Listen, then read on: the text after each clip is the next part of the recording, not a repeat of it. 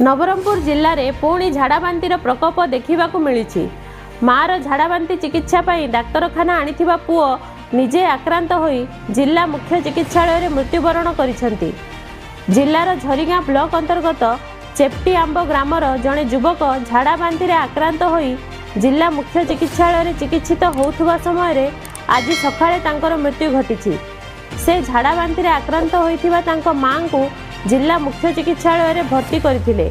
मां को चिकित्सा पई रक्तर आवश्यकता पड़िबारु से रक्तदान करथिले। रक्तदान परे से झाड़ाबांति आक्रांत होई असुस्थ होइथिले। चिकित्साधीन अवस्था तांकर मृत्यु होइछि। चेप्टी आंब ग्राम रे 2 जण आक्रांतक अवस्था गुरुतर हेबारु सेमानंकु झरिगां डाक्तरखाना रे भर्ती करा जाइछि। चेप्टी आंब ग्राम रे वर्तमान सुधा 19 जण आक्रांत चिकित्सित होउथुबा बेले पूर्वर 2 जण महिला झाड़ाबांति आक्रांत होई मृत्युवरण करथिले।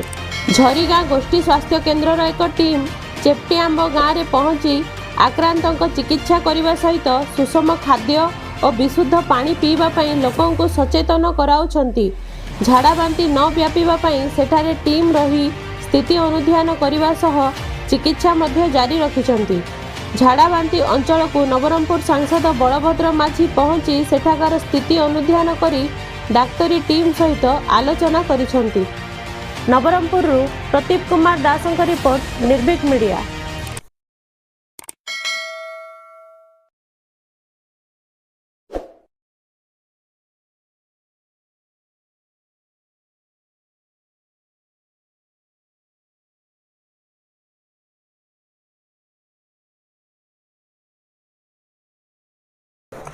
आक्रांत आमर 6 तारिख रु आमर सर्वेलेंस चली सेठी आउ टीम मध्य सजाग अच्छी आईसी एक्टिविटी चली आउ समस्त प्रकार कंट्रोल रो सब आम योजना सेठी करिछे आउ सेटा डायरेक्टली आमर तत्वावधान रे रहउची आउ सुपरिटेंडेंट सीएचसी झरिगां से मध्य तत्वावधान करूछंती आउ आमर जो आरआरटी टीम 3टा आम सेठी लगैछु एमएसटी 2टा टीम आ गोटे एमएचयू टीम लागिछंती आउ हॉस्टल रे गोटे स्कूल रे गोटे temporary treatment centre diarrhoea treatment centre खोला होती से इमिडिएटली आम चिकित्सा भी करें दरकार हेल्ले सेठू पेसेंट रेफर हे आ बर्तमान पर्यंत आमर 15 तापर 8 तारिख रे 2 जण आज 2 जण टोटाली 19 जण आक्रांत अच्छा किंतु समस्ते सुस्थ अच्छा मृत्यु किसी ना किंतु आमर हॉस्पिटल रे आज गोटे तांकर माँ डायरिया रे पड़ी से गाँव तांकर चिकित्सा चलता आटेंडेंट जड़े पुओ जे कि तांकर पाखरे रही हठात राति आक्रांत से होती आक्रांत हेबा अवस्था तांकर सकाळु से बोधे लेटली प्रेजेंट करथिबे आ तांकर चिकित्सा हेबा समय तांकर कार्डियाक अरेस्ट मृत्यु होईछि। चिकित्सा वाला जो तांकर मृत्युवरण करछन बोले परिवार लोग नहीं आमर एक्चुअली राति सब माने डाक्तर ड्यूटी रे रहउचंती 24/7 आमर डीएचएच रे केतले चिकित्सा रे अवहेला हुए नहीं आउे आमर आमर राति आउटडोर इमरजेंसी भी रोचे राति वार्ड रे मध्य डॉक्टर रोचंती दीदी माने भी सजाग अच्छी जहाँ भी आप अभियोग आसा खंडन करुच्ची मिथ्या नहीं आमर आम्बुलेंस आम कॉल पाऊ आम पठाऊे से आम्बुलेंस रे किसी असुविधा नहीं